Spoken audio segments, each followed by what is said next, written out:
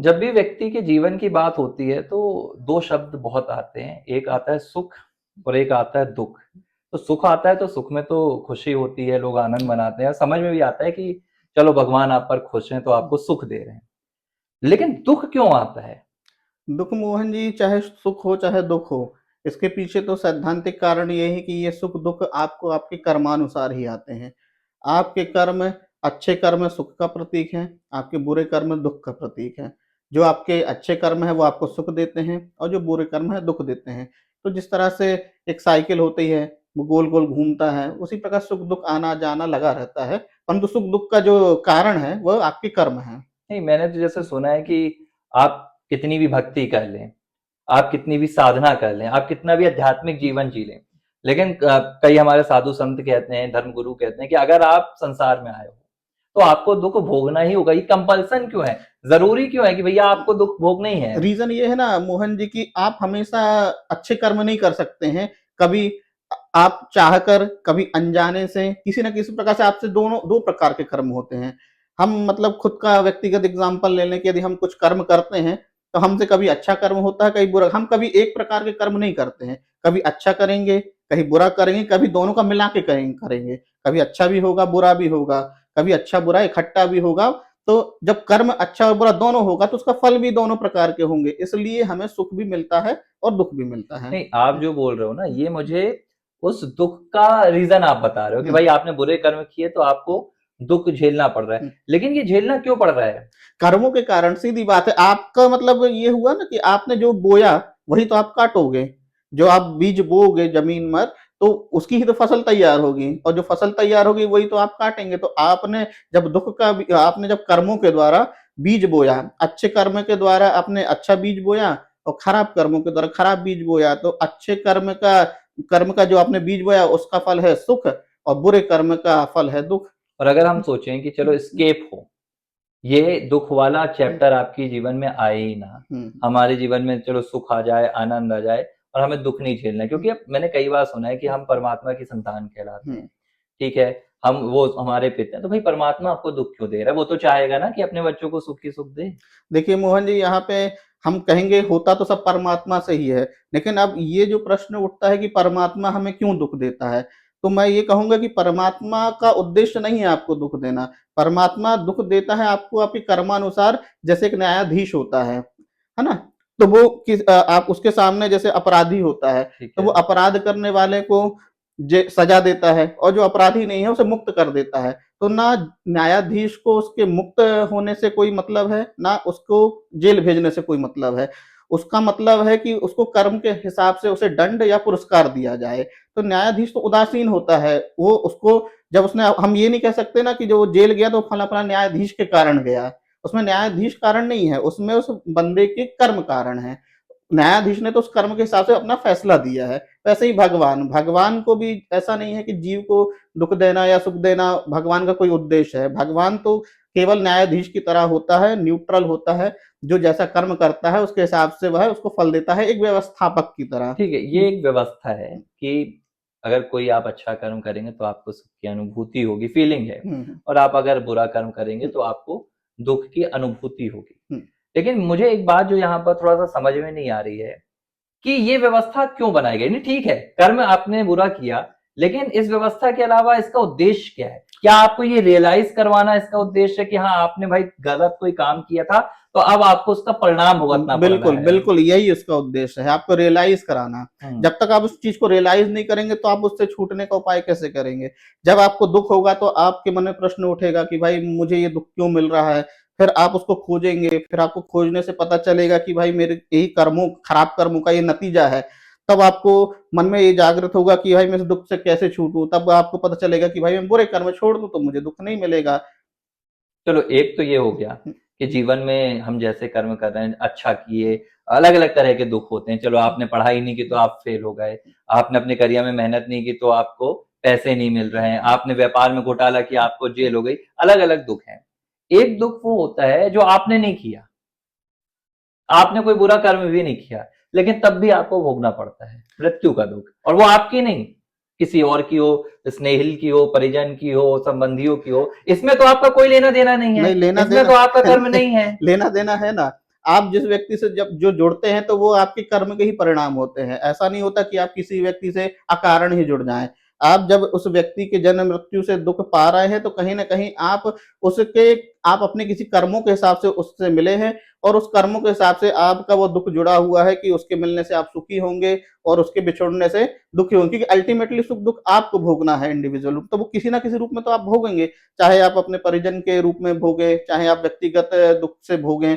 तो अब ये तो कहीं न कहीं माध्यम से ही दुःख भोगा जाएगा ना। जैसे आपने कहा कि किसी की मृत्यु होगी तो भाई उसकी मृत्यु हुई तो मैं क्यों दुखी हूँ? तो आपको दुःख देना है तो किसी न किसी माध्यम से ही मिलेगा ना। तो परिजन गए आपको तो आप दुखी हुए, तो परिजन बोलेंगे इसी समय क्यों गए जब मेरी कम अवस्था में ही क्यों चले गए? तो भाई आपके ऐसे कर्म थे, जिस कर्म के कारण आपके परिजन आपके कम उम्र में चले गए, जिसके कारण आपको ज़्यादा दुःख हुआ।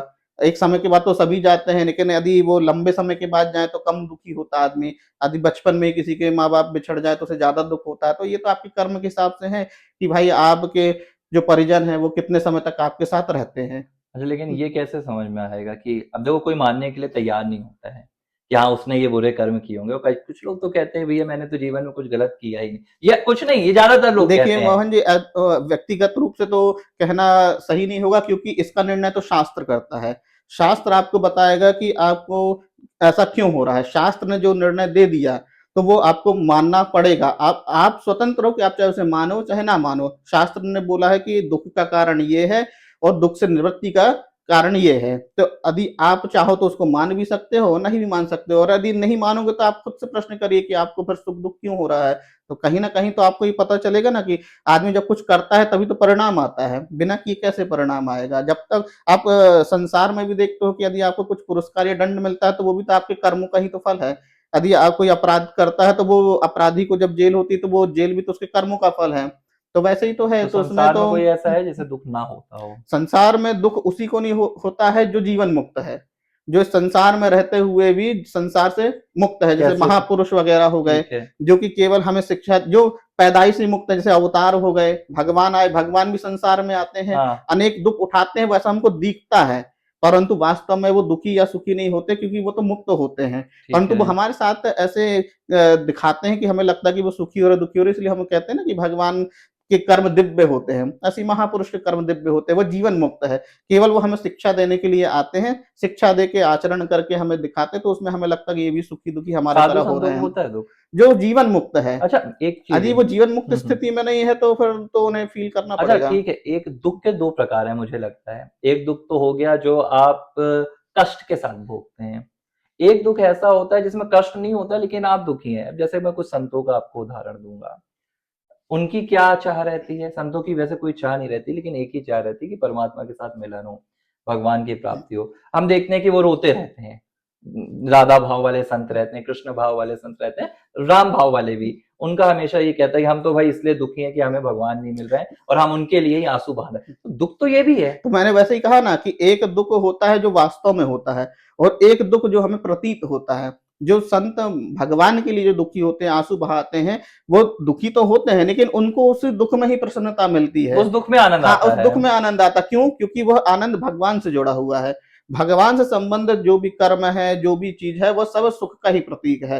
तो वो रोते ही इसलिए है कि उन्हें उससे सुख की आनंद आता, अनुभूति होती हाँ, है। अनुभूति होती है। और यदि और रोने का हम नॉर्मल यदि माने, जैसे किसी बच्चे का उदाहरण लें कि बच्चा भी एक छोटा रोता है, तो वो भी रोता क्यों है कि उसको कुछ दुःख मिल रहा है। तो दुःख मिलता है तो वो कुछ उसको प्राप्त हो जाता है तो उसे सुखी हो जाता है। वैसे ही यहाँ पे महापुरुष वगैरह भगवान की प्राप्ति के लिए रोते हैं, जिन्हें भगवत प्राप्ति हो जाए तो सुखी हो जाते हैं। हालाँकि उनके रोने में भी उन्हें आनंद ही मिलता है, क्योंकि उनका एक-एक आँसू भगवान के लिए है। अच्छा, तो ये बात ऐसी समझी जाए ना कि अगर आप संसार में संसार की किसी चीज के लिए रोते हैं या संसार के किसी कष्ट से दुखी हैं, वो आपके लिए कष्टकारी रहता है, उसमें आपको दुख होता है, आप पीड़ित होते हैं, प्रताड़ित से आप महसूस करते हैं। लेकिन जब आप अपना कारण बदल देते हैं, आप ये भौतिकता को छोड़ देते हैं और सीधे अध्यात्म से जुड़ जाते हैं और सिर्फ आप प्रभु की प्राप्ति के लिए रो रहे हैं, वो दुख भी आपको सुख देने लगता है, वहां दुख भी हाँ, आपको आनंद की हाँ, प्राप्ति आनंद की कराने प्राप्ति लगता का, है। क्योंकि अल्टीमेट तो लक्ष्य जीव का भगवान की ही प्राप्ति है।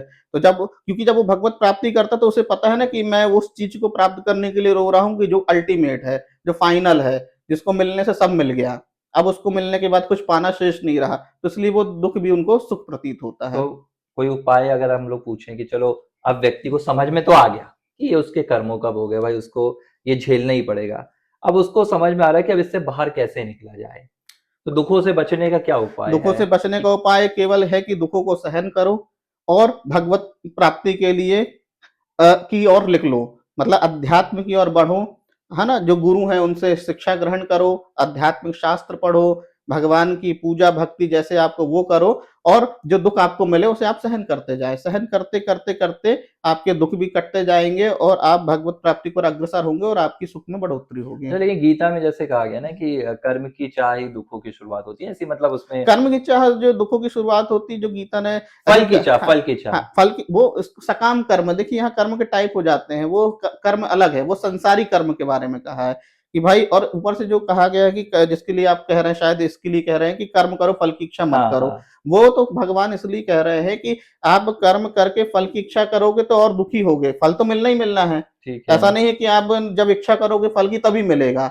यदि आप इच्छा नहीं करोगे तो ही फल मिलेगा क्योंकि आपने जो कर्म कर दिया है तो उसका फल तो निश्चित मिलना है। तो भाई आप उस फल के बारे में ध्यान मत दो, आप अच्छा काम करो, तो जो भी फल है क्योंकि फल तो भगवान के हाथ में है और उस कर्म को भगवान को समर्पित कर दो, तो भगवान उसका जो फल होगा वो तो तुम्हें निश्चित देगा ही देगा। आप फल को लेके क्यों मतलब तनाव में रहो? तो हुँ। फल के बारे में आप सोचो चाहे ना सोचो फल तो मिलना है, इसलिए भगवान ने मना किया है कि फल की इन इच्छा मत शॉर्ट करो। अगर मैं समझूँ तो अगर आप संसार में आए हो, तो आपको इन के इन प्रकार दुःख झेलना ही झेलना ही होगा जब पड़ेगा। तक आप सांसारिकता में बिल्कुल, बंधे रहोगे और जिस बिल्कुल। दिन आपने सांसारिकता से अपनी मानसिकता आध्यात्मिकता की ओर लगा दी, जिस दिन आप समझ गए कि यहाँ तो दुःख ही है, अगर आपको दूसरा दुःख चाहिए जो आनंददायक है, हुँ, ये कष्टकारी दुःख है। हुँ। अगर आपको देखो दुःख तो आपको झेलना है, झेलना ही है। ये आपको हुँ, तय करना होगा कि आपको कष्टकारि दुःख झेलना है कि हाँ, आनंददायक झेलना आनंदकारी है। बिल्कुल, आनंददायक झेलना है तो फिर आप भगवान की ओर चलो। भगवान की ओर चलो, धार्मिकता में चलो, बिल्कुल, आध्यात्मिकता में चलो, तो बिल्कुल, वहाँ आप दुःख तो झेलेंगे लेकिन आपको उसमें ही आनंद आएगा और आनंद आएगा, आपका जीवन भी आनंदमय निकल हो जाएगा। जाएगा।